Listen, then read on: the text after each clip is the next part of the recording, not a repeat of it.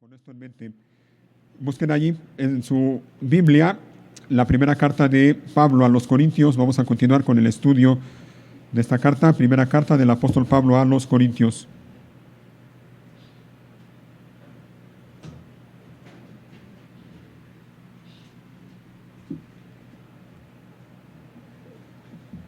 Estamos ya en el capítulo 3 de primera a los Corintios. La semana pasada comenzamos de hecho con el capítulo 3, los primeros 4 versículos. ¿Recuerdan lo que hablamos la semana pasada? ¿Más o menos recuerdan de qué hablamos la semana pasada? Bueno, hablamos de inmadurez espiritual. Para que lo recuerden y para que los que no estuvieron, bueno, sepan más o menos de lo que hablamos, de inmadurez espiritual. El apóstol Pablo le escribe esta carta a los creyentes allá en Corinto y les hace ver precisamente esta condición que había en la mayoría de ellos, si no es que en todos. Después de algunos años que ellos llevaban de haber escuchado por primera vez el mensaje del Evangelio, después de algunos años que ellos llevaban en la vida cristiana, lamentablemente la condición espiritual de muchos de esos creyentes allá en Corinto estaba por los suelos.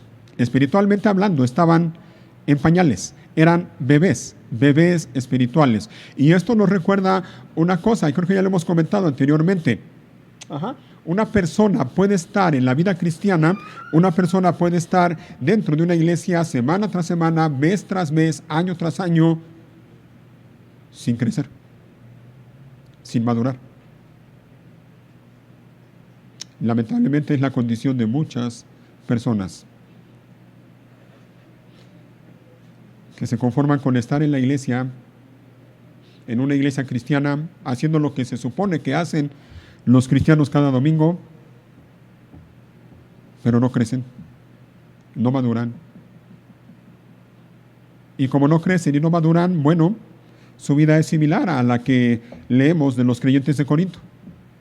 Su vida da muestras de su inmadurez en muchas áreas de su vida o en todas las áreas de su vida.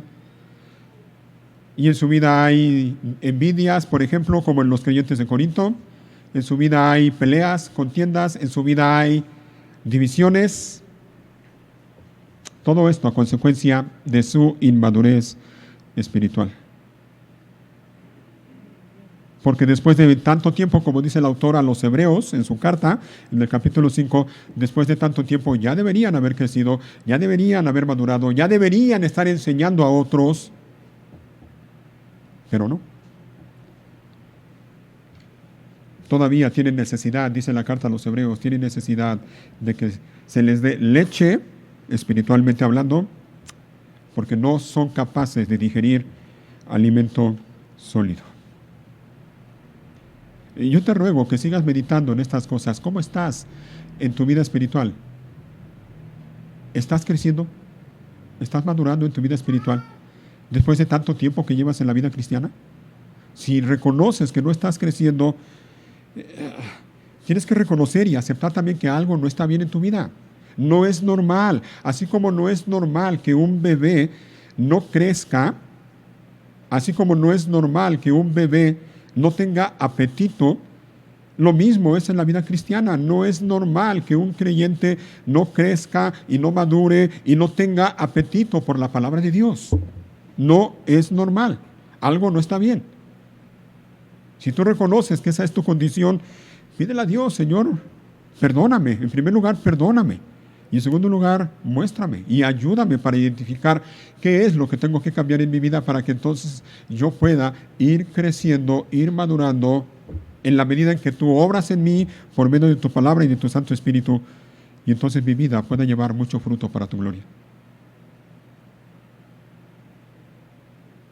Los creyentes de Corinto estaban en esa condición.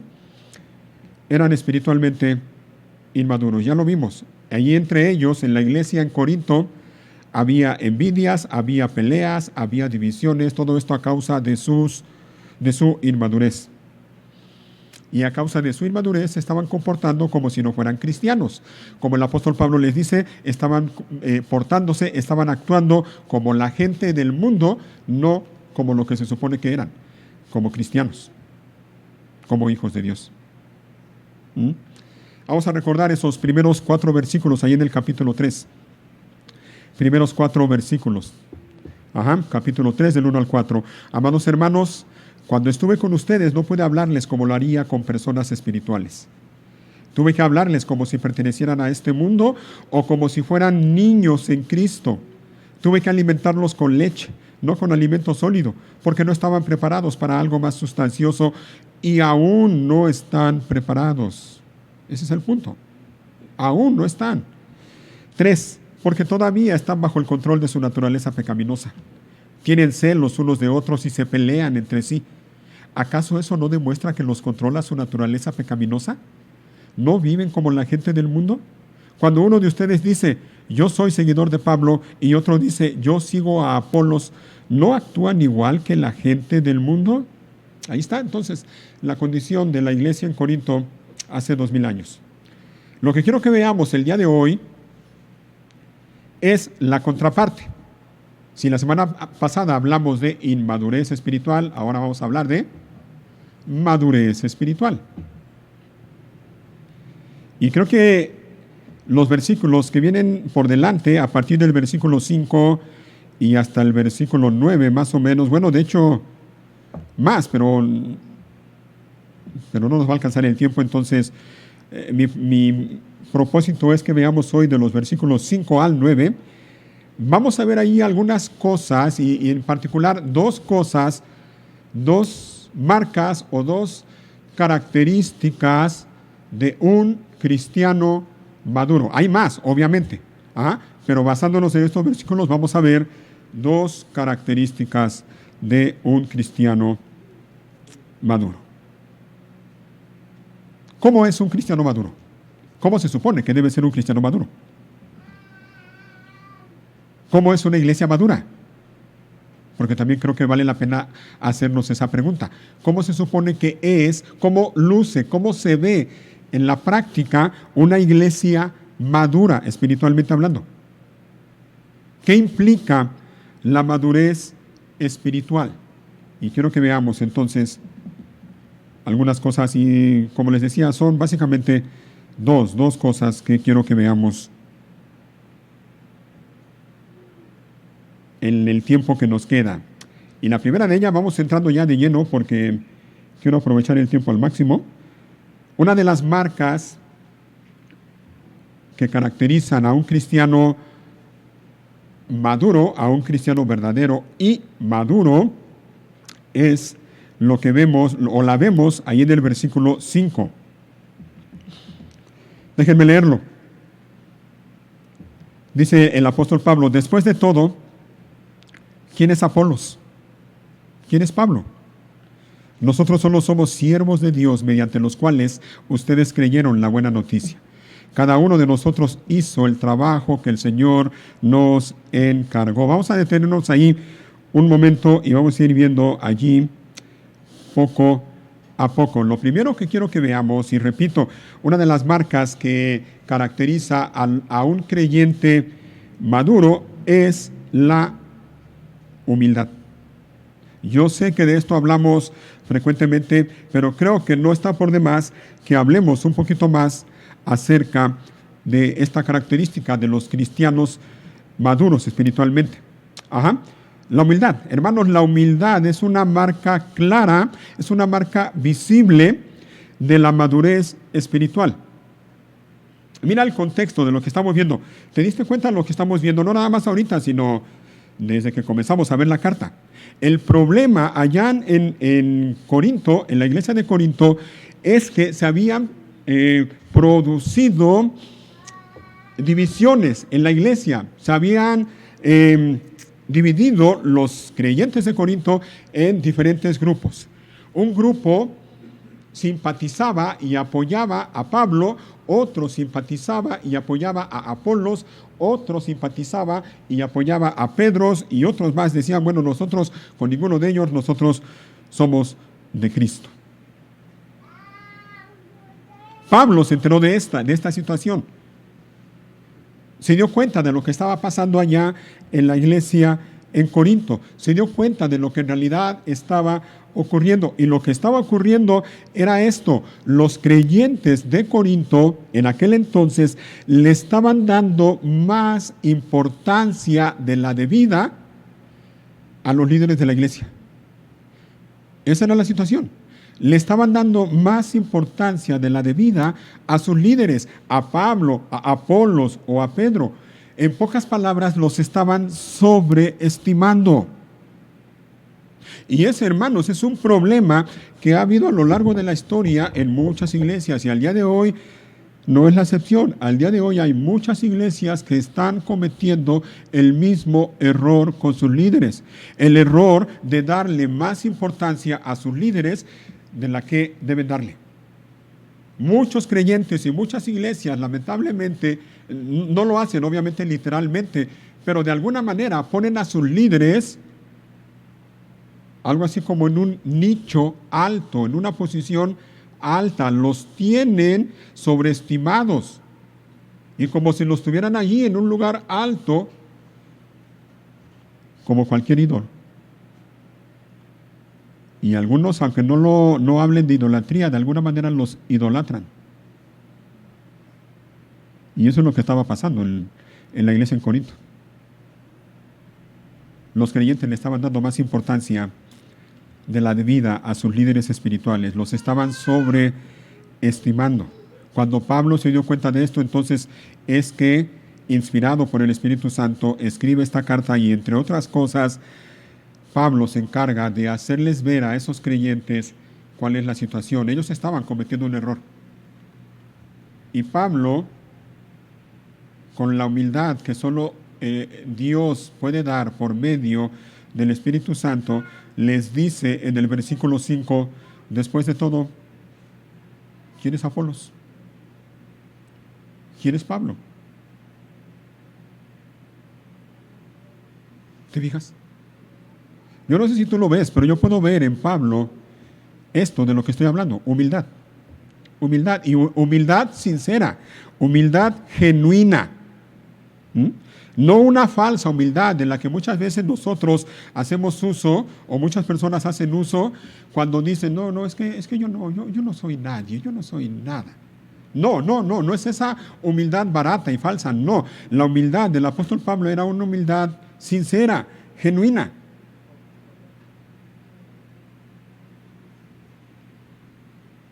Esa humildad que lleva a una persona a preguntar, así como el apóstol Pablo, ¿quién es Apolos? ¿Quién es Pablo? Hermanos, miren, la humildad genuina, la humildad verdadera, nos va a ayudar a tener un concepto adecuado de nosotros mismos. ¿Recuerdan lo que el mismo Pablo le dice a los creyentes de Roma en el capítulo 12? Les dice: con la autoridad que Dios me ha dado, ruego a cada uno de ustedes que no tenga más alto concepto de sí mismo que el que debe de tener. Romanos 12:3, por si lo quieren buscar después. No tengan más alto concepto de sí mismo que el que debe de tener.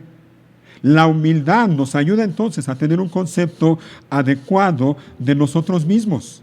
Por el contrario, el orgullo nos lleva a creernos más de lo que somos, o nos lleva a creernos mejor de lo que somos.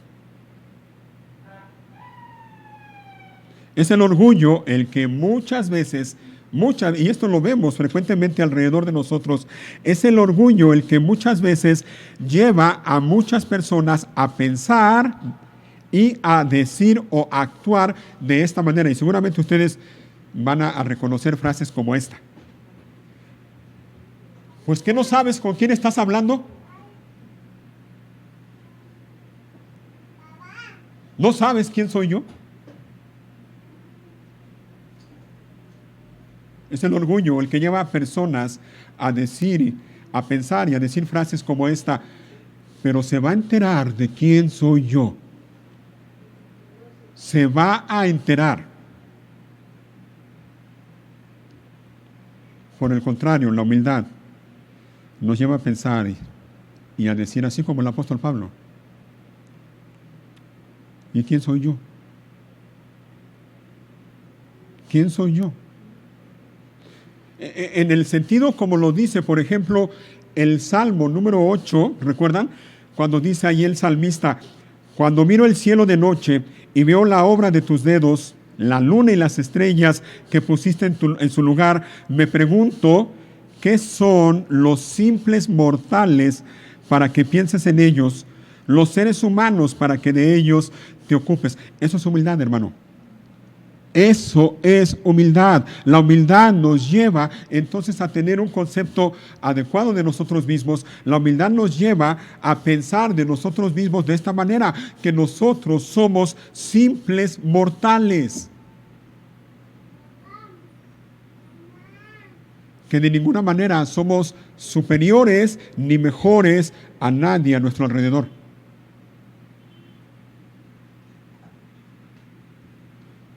Piénsalo tantito, hermano. Mira, hay una diferencia, y creo que es fácil darse cuenta, hay una diferencia entre preguntar, ¿y quién soy yo?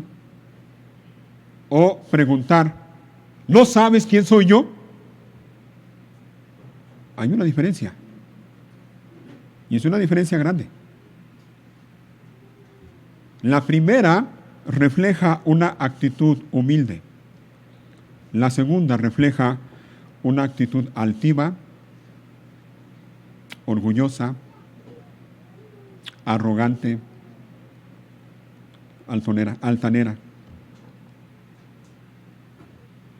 Hermanos, la humildad nos recuerda lo que somos. La humildad nos recuerda lo que somos, a ti y a mí.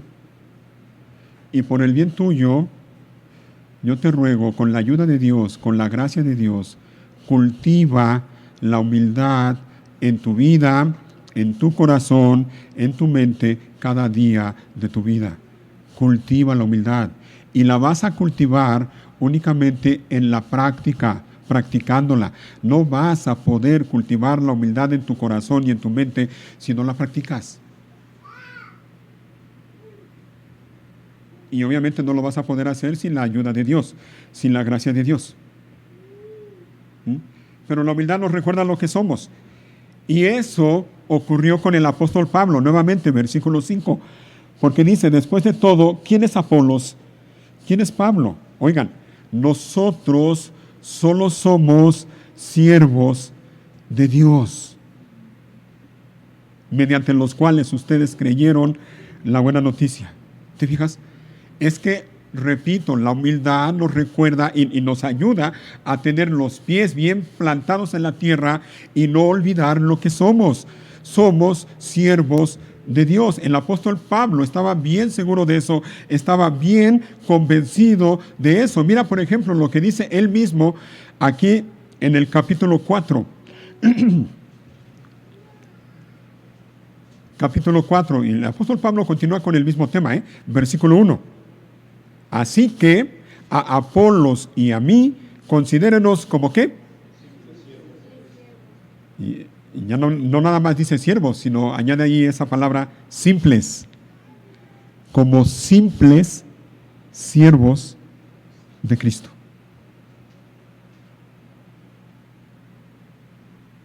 Es como si Pablo le estuviera diciendo a los creyentes de Corinto, ustedes creen que somos la gran cosa.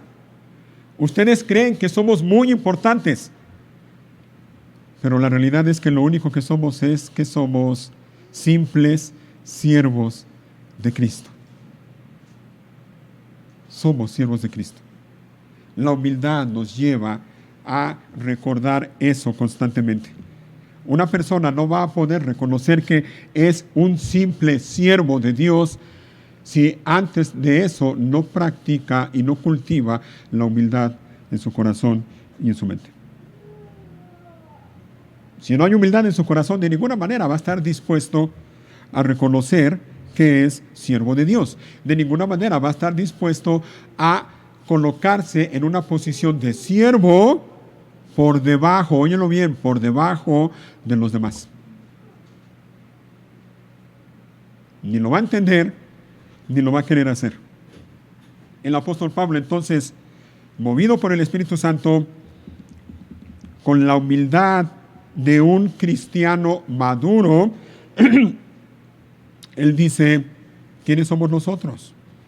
Nosotros solo somos siervos de Dios. Y eso entonces nos lleva a lo siguiente. Hemos visto entonces que una de las características de un siervo maduro, repito, no es la única, pero hay más, es la humildad. Pero hay otra que quiero que veamos, y nos va a llevar un poco más de tiempo. ¿Ok? Y es lo que ya vimos en las palabras del apóstol Pablo cuando dice, nosotros solo somos siervos de Dios. La otra característica o la otra marca que quiero comentar y ver con ustedes de un cristiano maduro es esta precisamente, el servicio. Junto con la humildad, el servicio. El servicio caracteriza, el servicio es una marca de la madurez espiritual. Junto con la humildad. Así como un creyente inmaduro se caracteriza por el egoísmo, y seguramente hemos visto, ¿no? Conocemos, a lo mejor, si eres honesto, tú reconoces que eres así. Una persona inmadura espiritualmente se caracteriza por el egoísmo cuando dicen, mírenme a mí, denme a mí, apláudenme a mí, ayúdenme a mí, ámenme a mí. Y cuando ve que las personas a su alrededor no hacen eso con él o con ella, se molesta, se enoja, se va de la iglesia enojada, resentida, diciendo, en esta iglesia no hay amor, me voy.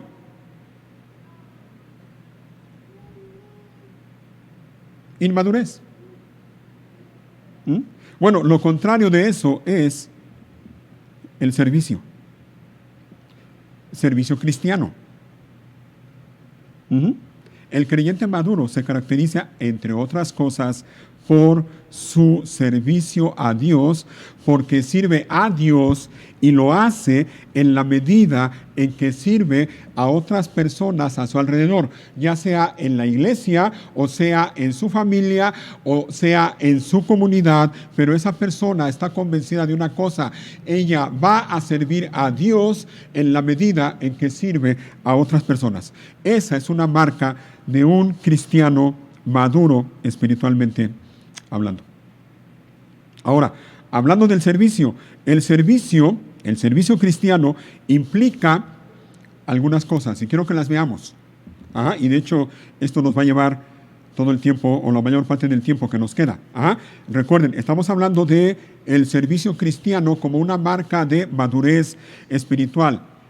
¿Qué implica el servicio cristiano? Número 1, el servicio cristiano implica obediencia. ¿Obediencia a quién? A Dios en primer lugar. Nuevamente, versículo 5, todavía estamos ahí en el versículo 5.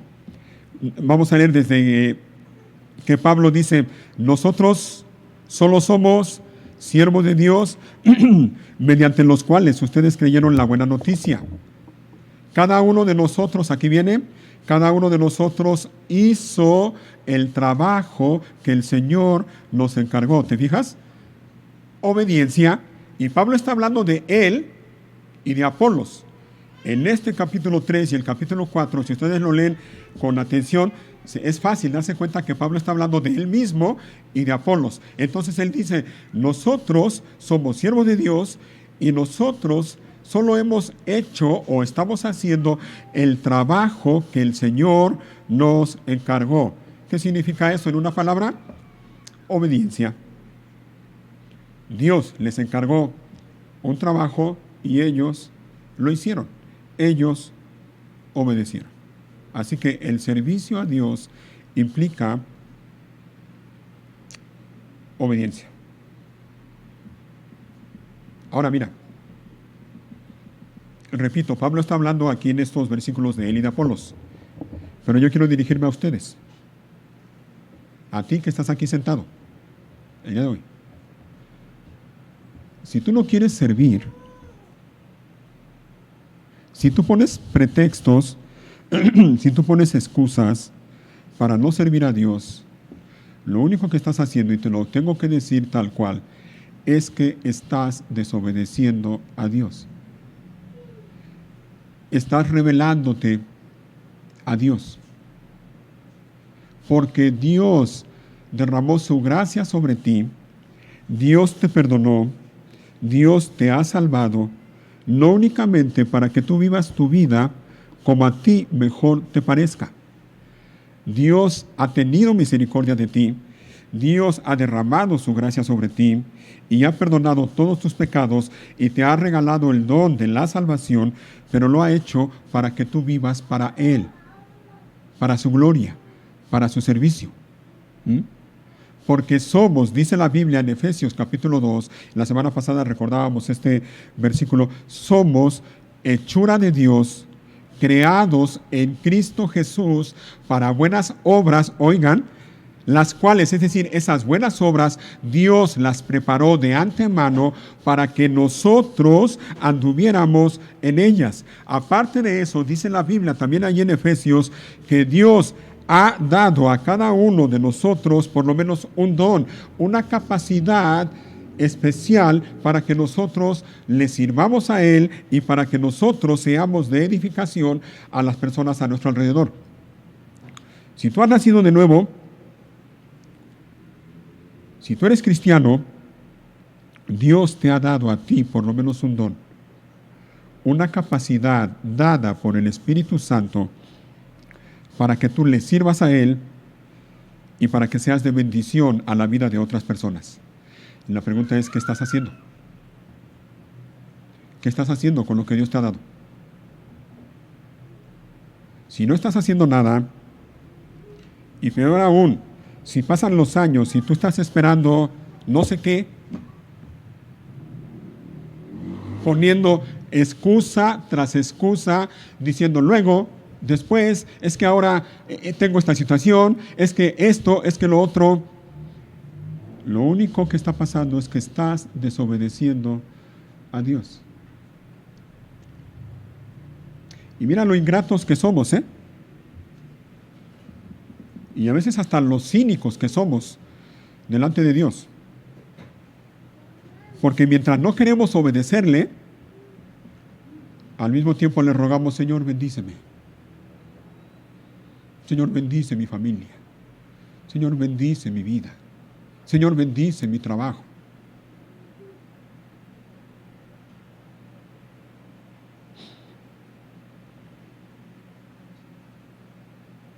Bien dice la Biblia que es por las misericordias de Dios que no hemos sido consumidos.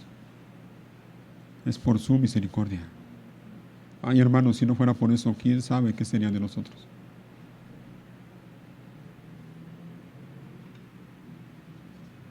Y por cierto, hablando de desobediencia, eso precisamente es una marca de una persona que no ha madurado lo suficiente. Una persona que no quiere obedecer a Dios, una persona que pone excusa, que pone pretextos tras pretextos para no querer comprometerse con Dios o con la iglesia. Es una persona que no ha madurado, que es inmadura.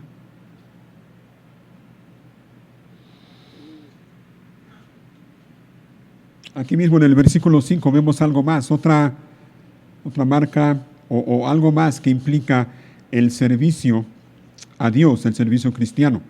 Y lo vemos en las mismas palabras que ya leímos. Cuando Pablo dice, cada uno de nosotros hizo ¿el qué?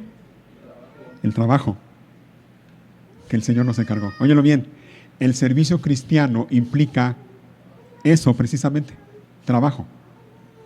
Trabajo, óyelo bien, trabajo. Y me temo que eso es lo que muchos no quieren, trabajar. Pero implica trabajo. No hay un servicio cristiano que no implique trabajo. Y lo vemos, no nada más en estas palabras que hemos leído. Mira, ya leímos ahí, ¿no? A mitad del versículo 5, cuando dice cada uno de nosotros hizo el trabajo que el Señor nos encargó. Pero miren el versículo 6, la primera parte. Dice Pablo, yo planté la semilla en sus corazones y Apolos la regó. ¿Qué implica eso? Plantar y regar, ¿qué implica? Trabajo. Versículo 8. El que planta y el que riega, ¿hacen qué? Trabajan. El que planta y el que riega trabajan. Versículo 9, para que quede bien claro. Dice Pablo, hablando de él y de Apolos, pues ambos somos, ¿qué cosa? Trabajadores de Dios. ¿Te fijas? Primero dice, somos siervos de Dios, y luego dice, somos trabajadores de Dios, porque el servicio implica trabajo. Ahora la pregunta para ti es, ¿qué tan dispuesto estás a trabajar para el Señor, para Dios? ¿Estás dispuesto o no? ¿O le huyes al trabajo y quieres seguir desobedeciendo a Dios? ¿Quieres seguir rebelándote en contra de Dios? El servicio cristiano implica entonces obediencia, implica trabajo, pero hay algo más.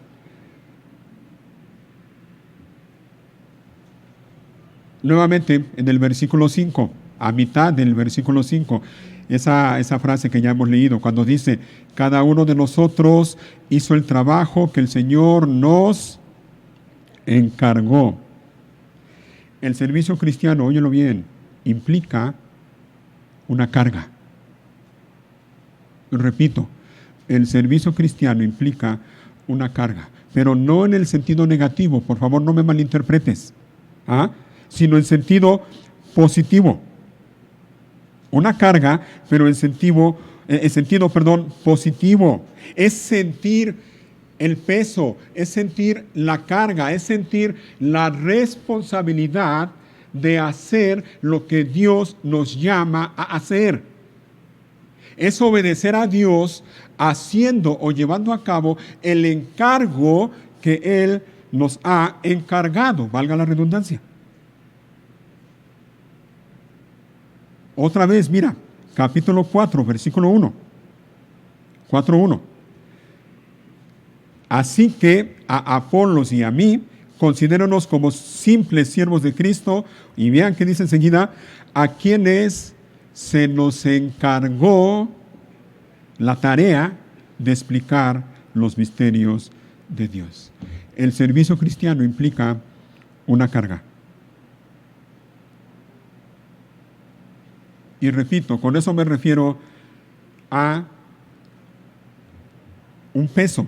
Es que tú sientas el peso, es que tú sientas el deber, que sientas la responsabilidad de hacer lo que Dios te ha encargado o te ha llamado a hacer a ti particularmente. ¿Qué te ha llamado Dios a hacer a ti particularmente? Ya tendrías que saberlo. Y si todavía no lo sabes, pídele a Dios. Señor, muéstrame. Dile, y puedes ir delante de Él con toda humildad y decirle, Señor, yo no creo que tú me has salvado y me has llamado nada más para que me la pase la vida como si estuviera en la playa. Yo creo que tú me has llamado para algo. ¿A qué me has llamado, Señor? Puedes orar y decirle al Señor, Señor, pon en mí esa carga, pon en mí ese peso, pon en mí esa responsabilidad, dame ese sentido del deber, que yo sienta, que yo experimente esa carga de que debo hacer algo, que no está bien, que yo me pase semana tras semana, mes tras mes, año tras año, nada más así como estoy. ¿A qué me has llamado, Señor? Y el Señor te va a responder y te va a mostrar. Así que vamos siguiendo el hilo, hermanos. Estamos hablando de las marcas de un creyente maduro.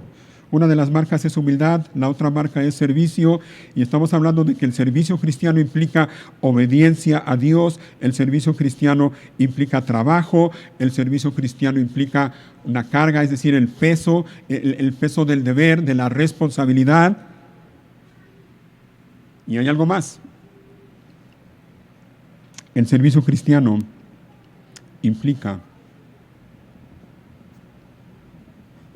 algo que sospecho que muchos lo pasamos por alto, y me temo que algunos lo pasan por alto deliberadamente. ¿A qué me refiero? Bueno, esto que me refiero lo vemos en el capítulo 4, versículo 2.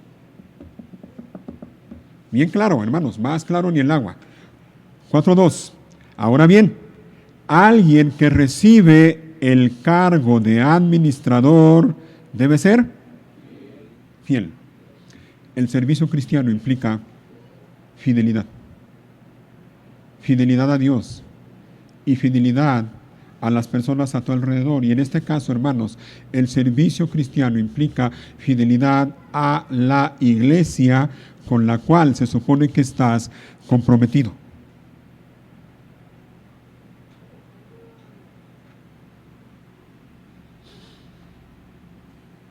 Alguien que recibe el cargo, alguien que recibe un ministerio, debe ser fiel.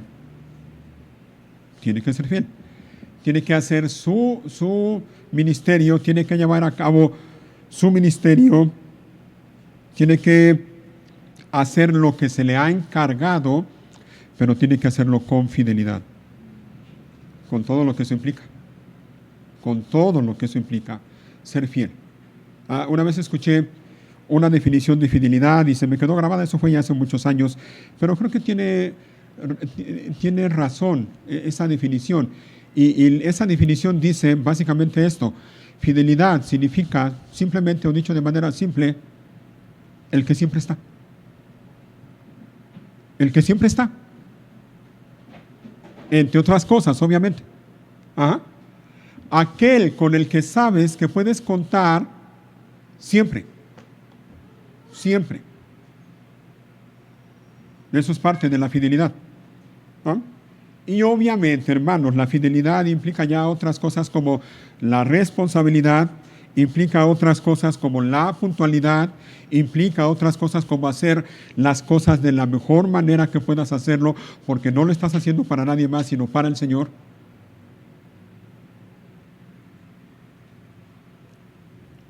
Se requiere fidelidad. ¿Sabes por qué? Mira, y déjame comentar esto.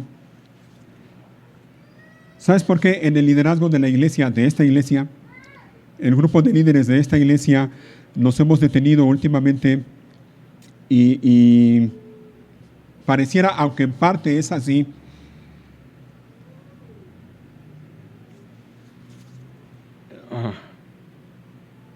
¿sabes por qué nos estamos deteniendo en darle la oportunidad a algunos de que sirvan aquí en la iglesia? Porque una de las cosas que esperamos ver en ellos, en primer lugar, es madurez espiritual. Y entre otras cosas, esperamos ver también en las personas que van a servir ya en un ministerio oficial dentro de la iglesia, esperamos ver esto de lo que estamos hablando: fidelidad. Fidelidad. Mira, déjame preguntar algo, y creo que ya lo sabes, probablemente lo has escuchado en otro lugar, en otra ocasión. ¿Por qué? La pregunta es ¿por qué? A ver, explíquenme. Bueno, no quiero que me lo expliquen ahorita, pero piensen en esto. ¿Por qué?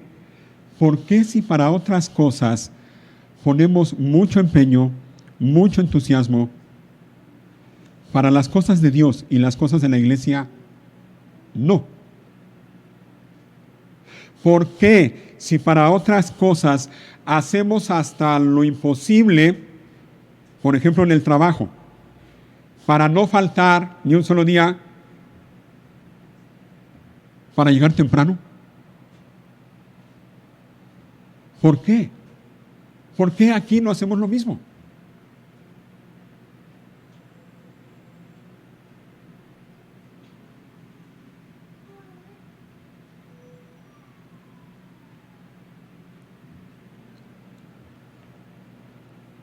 ¿Y sabes por qué? A veces me contesto yo mismo, porque muchas veces tenemos esa manera de pensar equivocada, de decir, ay, no pasa nada si no voy a la iglesia. No pasa nada. Y sí, en parte hay razón en eso, ¿no? Pues no pasa nada, aparentemente. Porque le damos más importancia a otras cosas y decimos, no, pero si falta trabajo, No, ¿cómo? Ni pensarlo, faltar al trabajo, no. En primera no me pagan el día. Y en segunda me pueden hasta correr si no voy. ¿Y sabes lo que eso demuestra en última instancia? En última instancia, lo único que demuestra eso es que no confiamos en Dios. Y confiamos únicamente en lo que nosotros podemos hacer. Y aunque no lo digamos así tal cual, literalmente con nuestra boca, andamos por ahí diciendo, pues yo tengo esto porque yo me lo gané, porque he trabajado, porque para esto trabajo. Y nos olvidamos de que es Dios el que nos provee todo lo que necesitamos.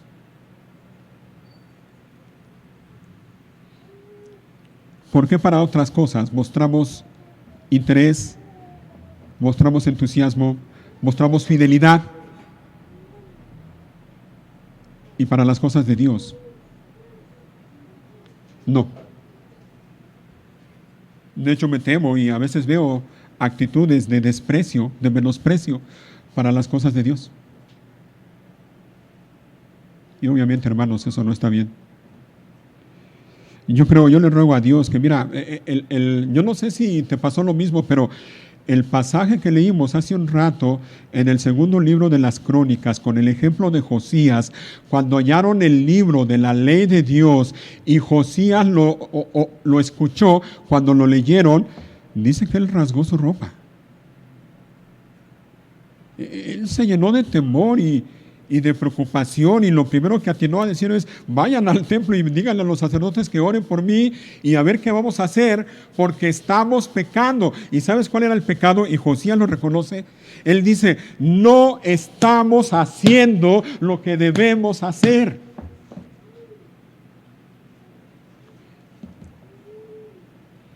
Sabemos lo que debemos hacer, pero no lo estamos haciendo.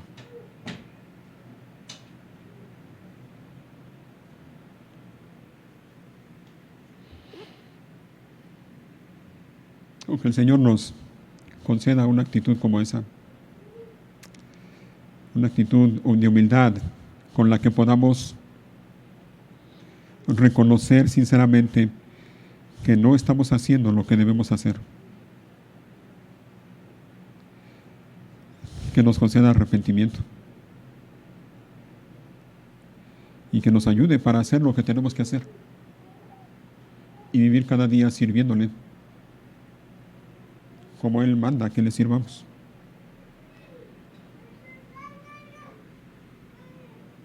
Algo más que implica el servicio cristiano lo vemos en el versículo 8. Versículo 8. Dice Pablo: el que planta y el que riega trabajan en conjunto con el mismo propósito. Óyelo bien.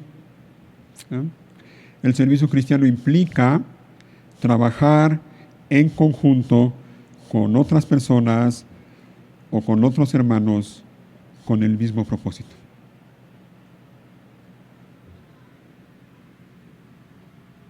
Y yo me temo que algunos o muchos no quieren servir a Dios en la iglesia porque no quieren trabajar en conjunto con otros. No quieren trabajar en equipo con otros con un mismo propósito. Y obviamente para trabajar en conjunto con otros, con un mismo propósito, se requiere una cosa, ya lo vimos. ¿Sabes qué se requiere para eso? Se requiere humildad. No vamos a poder trabajar en conjunto con un mismo propósito, no vamos a poder trabajar en equipo con un mismo propósito si no tenemos humildad. Pero el servicio cristiano implica eso, implica trabajar en conjunto con otros.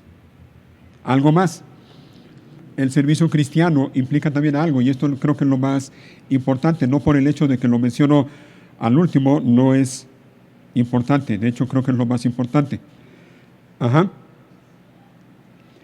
Lo vemos nuevamente en el versículo 5. Bueno, 5, 6 y 7 también. Miren, dice el 5, después de todo, ¿quién es Apolos? ¿Quién es Pablo? Nosotros solo somos siervos de Dios, mediante los cuales ustedes creyeron la buena noticia. Cada uno de nosotros hizo el trabajo que el Señor nos encargó. Yo planté la semilla en sus corazones y Apolos la regó, pero fue Dios quien la hizo crecer. 7. No importa quién planta o quién riega, lo importante es que Dios hace crecer la semilla. ¿Sabes qué es lo que implica también el servicio cristiano? Oye bien, implica que en nuestro servicio cristiano, óiganlo bien, el importante es Dios y no nosotros. En el servicio cristiano, lo importante es Dios y no los siervos.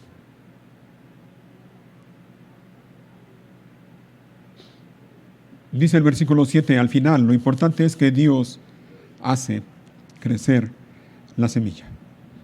Dios es el importante, no eres tú. Y esto lo digo, y aquí me dirijo principalmente a mis hermanos que tienen el privilegio junto conmigo de ministrar de una de otra manera aquí en la iglesia. ¿Ah? Ninguno de nosotros, óiganlo bien, ninguno de nosotros somos los más importantes. De hecho, no somos importantes. Y no debemos cometer el error de creer que por nuestro trabajo o por nuestro ministerio esta iglesia ha permanecido y esta iglesia se mantiene como está hasta el día de hoy. Eso es un tremendo error y debemos pedirle a Dios que nos guarde de pensar de esa manera. No es así. No es, y hablando personalmente, bueno, hablando de mí, no es porque yo predico aquí la mayor parte del tiempo que esta iglesia ha permanecido. No es así. El crecimiento lo da Dios. Hermanos del grupo de música, óiganlo bien. Y se los digo a ustedes porque, cuidado, porque ustedes pueden luchar con esa tentación de creerse estrellas. No lo son. No cometan el error de creer o de pensar y decir de esta manera, bueno, la iglesia ha permanecido porque nosotros estamos en la música. Es por la música. No es así. No es por las canciones que cantamos tampoco. El crecimiento lo da Dios. Quienes tienen el privilegio, y lo digo tal cual, el privilegio de hacer la limpieza, por ejemplo, del baño, no cometan el error de decir, pues la iglesia ha permanecido porque yo me encargo del baño, mira, y así los hermanos cuando llegan se sienten a gusto y cómodos y pueden usar el baño sin problema. No es así.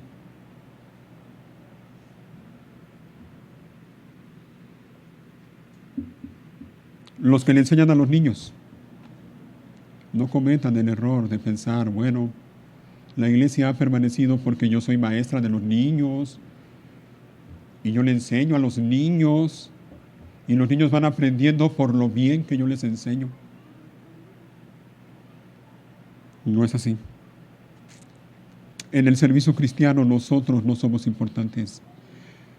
Lo que verdaderamente importa es que Dios hace crecer la semilla. Si la iglesia ha permanecido hasta hoy, esa es la razón. Es porque Dios en su misericordia la ha mantenido hasta el día de hoy. No es por ninguno de nosotros. No lo es. Ahora, por favor, no te vayas por la tangente. No me malinterprete, no vayas a decir, bueno, pues ya el pastor dijo que ninguno de nosotros somos importantes, entonces me relajo y pues el próximo domingo no vengo. Al cabo yo ni soy importante. No te vayas por ahí tampoco. No es así. Porque acuérdate que somos llamados a hacer lo que Dios nos ha encargado hacer y hacerlo con responsabilidad y con fidelidad. Haz tu trabajo, haz lo que Dios te ha llamado a hacer, pero hazlo con humildad, hazlo con fidelidad. Hazlo de la mejor manera posible y cuando lo hagas, un día, después, a lo mejor no en esta vida, pero después, un día, vamos a recibir algo. Y esto es algo que también implica el servicio cristiano. Ajá. Vamos a verlo. Versículo 8. Capítulo 3, versículo 8.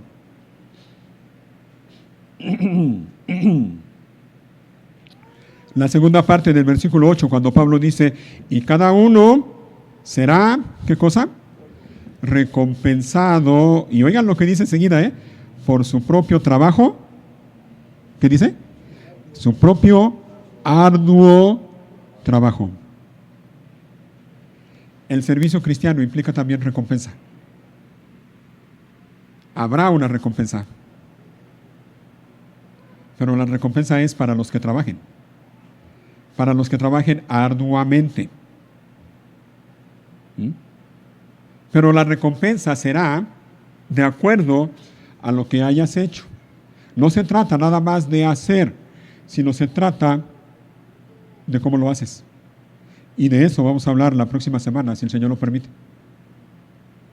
Porque no es nada más de hacer y ya. Se trata de hacerlo, pero hacerlo bien, bien. Tenemos que servir al Señor, tenemos que vivir para Él, para su servicio. Tenemos que hacerlo sabiendo lo que implica el servicio a Dios, el servicio cristiano, sin olvidar que implica obediencia, sin olvidar que implica trabajo, arduo trabajo, sin olvidar que implica una carga, es decir, sentir el peso del deber, de la responsabilidad, sin olvidar que implica fidelidad, sin olvidar que implica que Dios es lo más importante, no nosotros, y con la mira de la recompensa que el Señor promete. Un día, el Señor lo hará. Pero debemos hacer todo esto como para el Señor y no para nosotros. Es a Él a quien servimos, no a nosotros. Y debemos servir a Dios tomando en cuenta la otra característica que vimos en primer lugar, que es la humildad. Hermanos, no podemos servir a Dios de ninguna manera si no practicamos, si no cultivamos en nuestro corazón la humildad. Imposible. El servicio a Dios y la humildad van de la mano, van juntos. No podemos servir si no somos humildes. Imposible. Podremos hacer muchas cosas, sí, pero no le podemos llamar a eso servicio. Porque junto con el servicio va la humildad. Miren, la humildad nos lleva a reconocer cosas como esta. La humildad nos lleva a reconocer que no somos nosotros, es Dios. Así como Pablo. ¿Y quién soy yo? ¿Quién es Apolos? La humildad nos va a ayudar a reconocer eso. No somos nosotros, es Dios. La humildad nos va a llevar a reconocer que el crecimiento lo da Dios. Que no somos nosotros, que no es por lo que yo hago. La humildad nos ayuda a trabajar en equipo con un mismo propósito. La humildad nos ayuda a reconocer que somos simples siervos de Cristo. La humildad nos ayuda a no olvidar y a tener siempre presente que la iglesia es de Dios, no es nuestra, la iglesia es de Dios. La humildad nos ayuda a recordar y tener presente que el trabajo es de Dios. La humildad nos ayuda a reconocer y recordar que los dones son de Dios. Las capacidades que yo tengo para hacer tal cosa o tal otra son capacidades que Dios me ha dado. Son regalos de Dios. La humildad me ayuda a recordar y reconocer que la recompensa es de Dios. Óyelo bien, sirve a Dios con la mirada puesta en la recompensa, pero en la recompensa que Dios te dará algún día. No sirvas esperando que los hermanos de alguna manera te recompensen. Ese es un error que se comete frecuentemente. Voy a hacer algo, pero para que me vean cómo trabajo, que vean lo que hago, para que me halaguen, para que me aplaudan. No lo hagas de esa manera. Y sobre todo la humildad nos ayuda a tener presente y recordar siempre, oye bien, que la gloria es de Dios y no de nosotros. La gloria es de Dios y no de nosotros. La humildad nos ayuda a recordar, así como el apóstol Pablo, y a decir así como el apóstol Pablo, por la gracia de Dios soy lo que soy.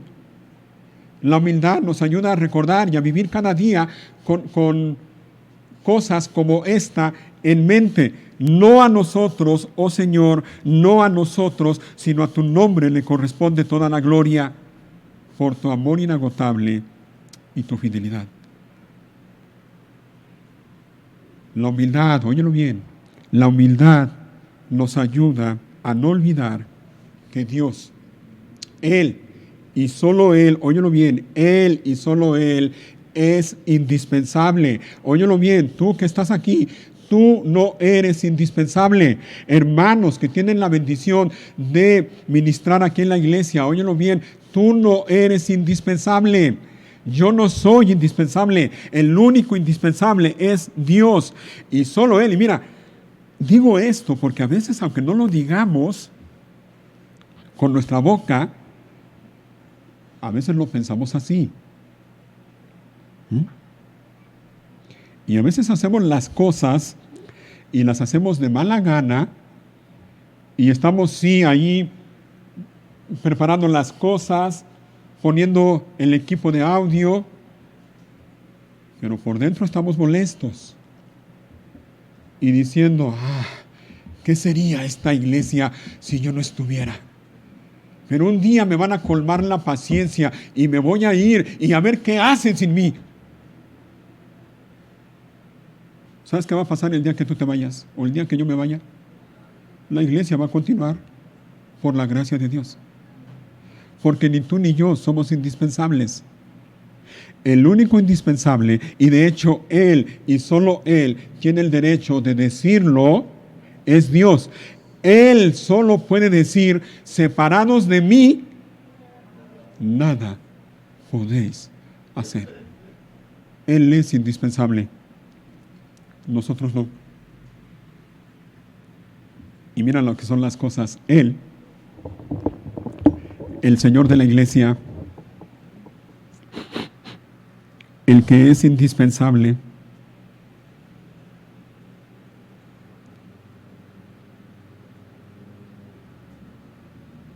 el Rey de Reyes, el Señor soberano, aquel a quien se le ha dado toda autoridad en el cielo y en la tierra. Dice la Biblia de él que aunque era Dios, no consideró que el ser igual a Dios fuera algo a lo cual aferrarse. En cambio, renunció a sus privilegios divinos y oigan, adoptó la humilde posición de un esclavo. Humilde posición de un esclavo, ¿te fijas? Humildad y servicio. Y nació como un ser humano. Cuando apareció en forma de hombre, se humilló a sí mismo en obediencia a Dios, o como lo traduce la Reina Valera, hasta la muerte. Y murió en una cruz, como morían los criminales. Por lo tanto, Dios lo elevó al lugar de máximo honor y le dio el nombre que está por encima de todos los demás nombres, para que ante el nombre de Jesús se doble toda rodilla en el cielo y en la tierra y debajo de la tierra, y toda lengua declare que Jesucristo es el Señor, para la gloria de Dios Padre.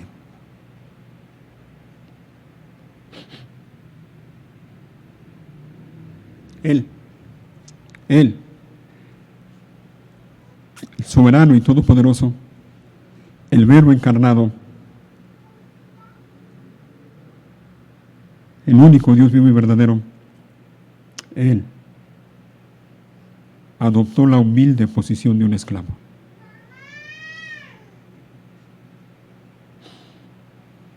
La humilde posición de un esclavo. ¿Qué derecho tenemos nosotros de llamarnos cristianos si no tenemos la más mínima intención de humillarnos y servir a los demás? Y servir a Dios en primer lugar.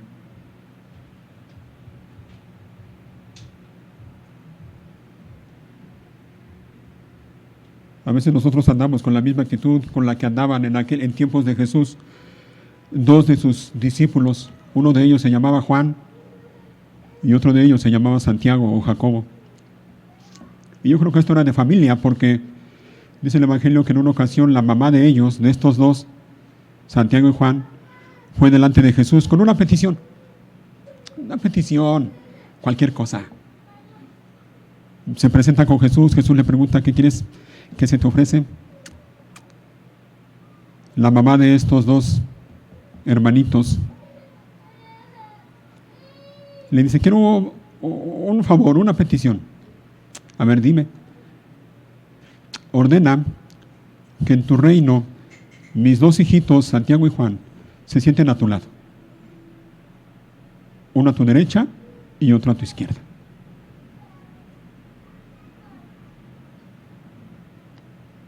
Me temo que a veces andamos con esa actitud, pretendiendo siempre ocupar los mejores lugares, lugares de privilegio, lugares de mando, lugares de prestigio.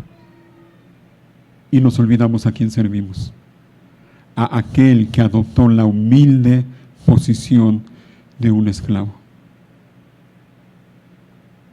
El Señor le responde a la madre de estos dos discípulos, bueno, a los tres me imagino, y le dice, no saben lo que piden. Le dice más cosas, pero más adelante, después de esto, dice que reunió a sus discípulos y les dice, ustedes saben que los gobernantes de este mundo tratan a su pueblo con prepotencia y los funcionarios hacen alarde de su autoridad frente a los súbditos. Pero entre ustedes será diferente. El que quiera ser líder entre ustedes, oigan, deberá ser sirviente. Y el que quiera ser el primero entre ustedes deberá convertirse en esclavo. Oigan, pues ni aún el Hijo del Hombre vino para que le sirvan, sino para servir a otros y para dar su vida en rescate por muchos. Para eso vino. Para eso vino nuestro bendito Señor y Salvador. No para que le sirvan, sino para servir a otros, entre ellos tú y yo, y para dar su vida en rescate por muchos, entre ellos tú y yo. Él es nuestro ejemplo a seguir. Él es a quien debemos imitar. Él es a quien debemos servir. Hermanos, miren, una iglesia madura, una iglesia que crece, una buena iglesia no es aquella que tiene un lugar muy grande y bonito y bien acondicionado en donde se reúna cada semana. Una iglesia madura, una iglesia que crece, no es aquella que tiene cientos o miles de miembros. Una iglesia madura, óyelo bien, es una iglesia cuyos miembros son maduros espiritualmente. Una iglesia madura es aquella cuyos miembros tienen y cultivan un corazón con la misma actitud que tuvo Cristo Jesús. Una iglesia donde sus miembros, hombres y mujeres, cada día, con la gracia de Dios, van cultivando en su corazón la misma actitud que tuvo Cristo Jesús. Hombres y mujeres que con la gracia de Dios están dispuestos a adoptar la humilde posición de un esclavo. Que están dispuestos a servir a los demás. Porque saben que al servir a los demás están sirviendo a Dios.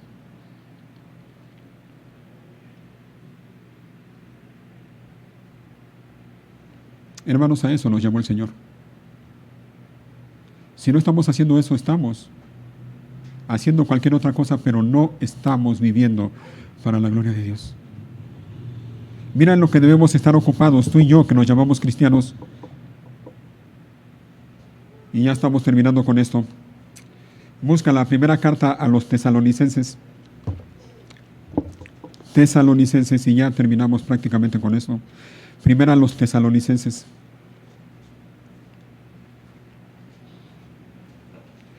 Capítulo 1.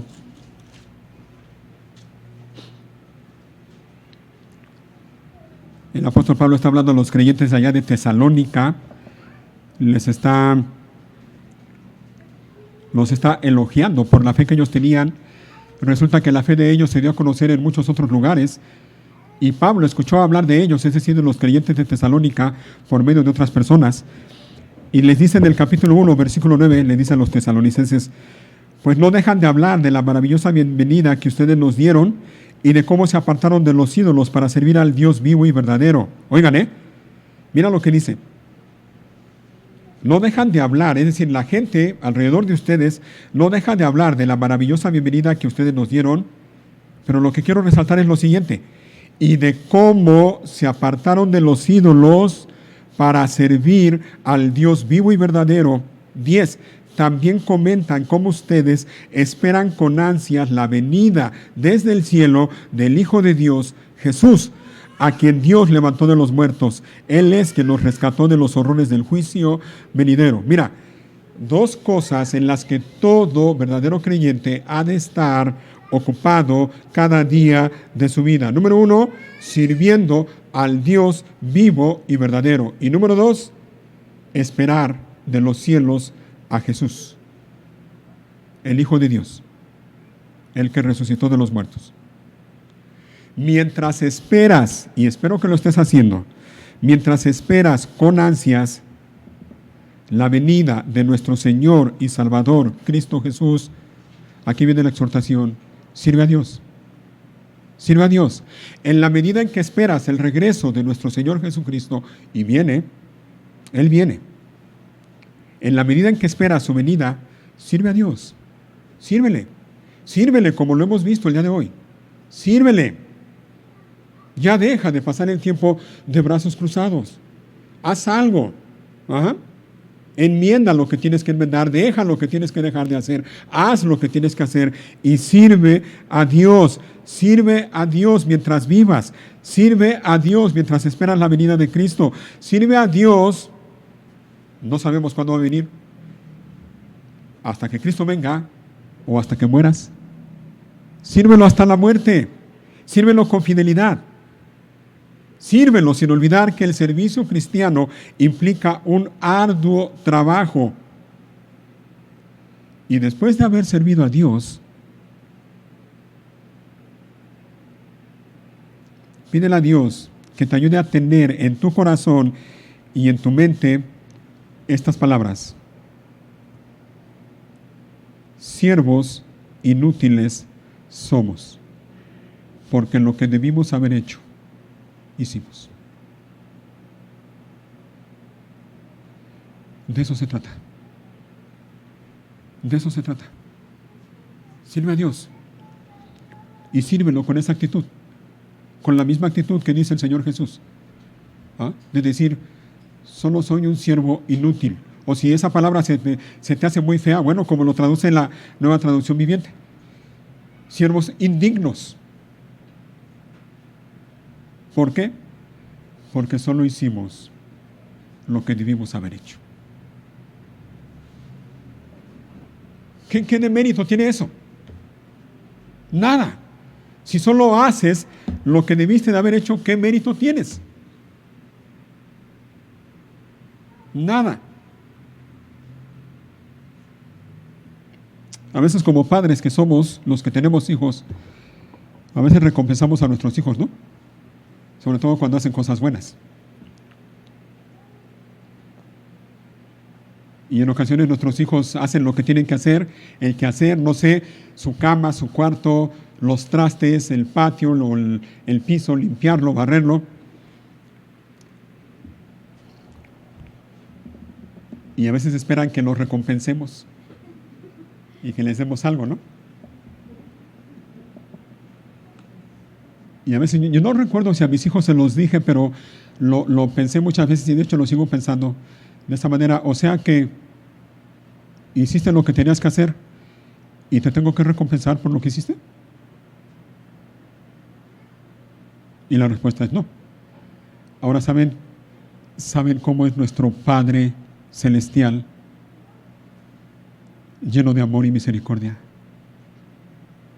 que Él nos promete una recompensa. Aun cuando solamente hacemos lo que tenemos que hacer.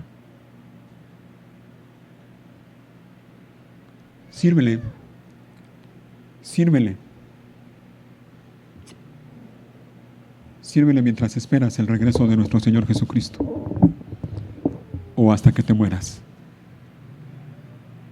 Que en los años que Dios permita que vivas por delante se caractericen porque tú eres una persona, hombre o mujer, que sirves a Dios de una o de otra manera.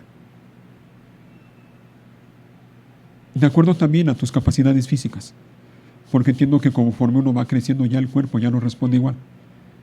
Pero puedes servir a Dios de muchas maneras. Sírvele. Jóvenes que están aquí, jóvenes, no olviden lo que dice la Biblia en el libro de Eclesiastés. Acuérdate de tu Creador en los días de tu juventud, antes que lleguen los días malos y digas, no tengo en ellos contentamiento. Sirve a Dios ahora, desde que eres joven. No lo dejes para después. Y que el Señor nos use para su gloria. Póngase de pie, vamos a orar.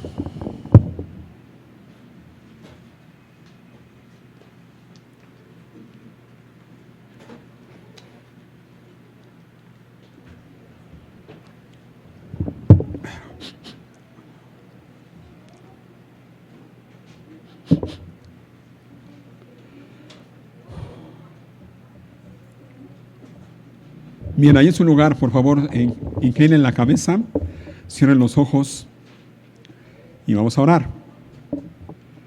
Mira, ahí donde estás, en tu lugar, con reverencia, con temor delante de Dios, en silencio.